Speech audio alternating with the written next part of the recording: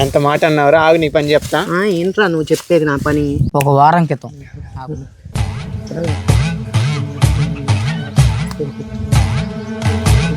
వెళ్ళిన చెడగొట్టేద్దాం, కడుపంతా నొప్పిగా ఉంది. వందనాలు తమ్ముళ్ళు, బాగున్నారా? దేవుడు మిమ్మల్ని దీవించును గాక. వచ్చండి. పెద్దోడిని నేను, గొప్పోడిని, ఎవడైనా మాట వినాల్సిందే. ఈ టైంలో ఏం చేస్తున్నారు అక్కడ మీరు? బైబిల్ చదువుతున్నా అన్న. బైబిల్ చదువుతున్నారా? మంచోళ్ళు అన్న, దేవుడు మిమ్మల్ని దీవించును గాక. సరే వెళ్ళరండి.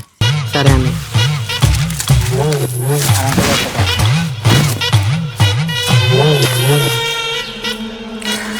ఏ మంచి అన్న ఇక్కడే ఉన్నాడా? అన్న వందనాలన్న. వందనాలు, కూర్చో.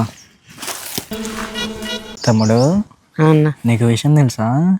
చెప్పన్న. మొన్న నీతో వచ్చాడే నీ ఫ్రెండ్ అనుకున్న, వాడని నీ మీద ఎన్ని చెప్పాడు? ఎప్పుడు చెప్పాడన్న నీకు? నీకు తెలియదులే, వాడు చెప్పాడులే. నువ్వు టైంకి చర్చికి వెళ్ళవంట, వాడే గొప్పోడంట, నువ్వు చెడ్డోడు అంట. నీకు చెప్పాడు తెలుసు నీ మీద.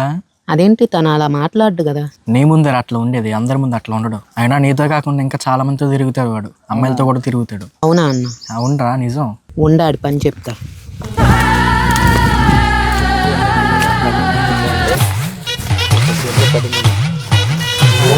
ఒక గొర్రె పడింది. ఈడు ఫోన్ చేస్తున్నాడేంటి? అసలు వీడితో మాట్లాడకూడదు. ఈడు హరి ఏంటి ఫోన్ ఎత్తట్లేదు నాది? ఏం మంచోడా? నన్ను మంచోడు అంటున్నాడు. ఈయనంత మంచోడు. వందనాలన్నా. వందనాలు వందనాలు. దా కూర్చో. తమ్ముడు, హరిగాడు నీతో మాట్లాడట్లేదు అనుకుంటాగా? అవునన్నా, మీకు ఎలా తెలుసు? నాకు తెలుసు, వాడి గురించి నీకు తెలియదు. నువ్వు బంగారం అయ్యా, వాడి తోడేలు. నీ గురించి ఏం చెప్పాడో తెలుసా?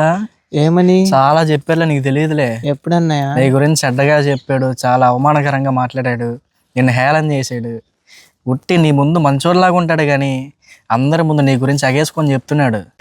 అందుకే నన్ను కట్ చేస్తున్నాడు. ఎంత చెడ్డాడు అనుకోలేదన్నయ్య. బాధపడు, మాకు ప్రార్థన చేద్దాం, సరేనా? ప్రార్థన చేద్దాం.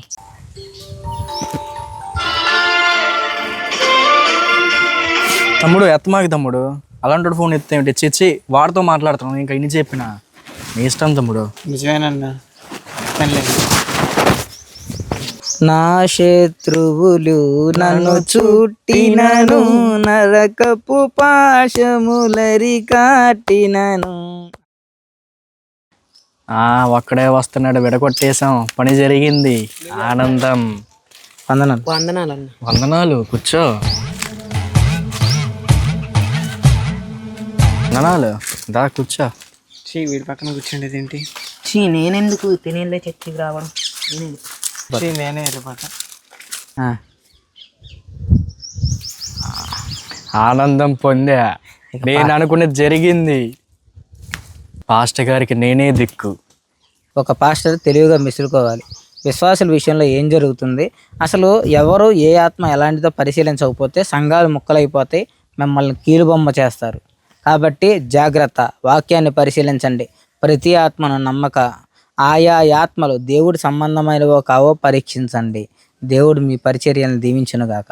ఆమెన్.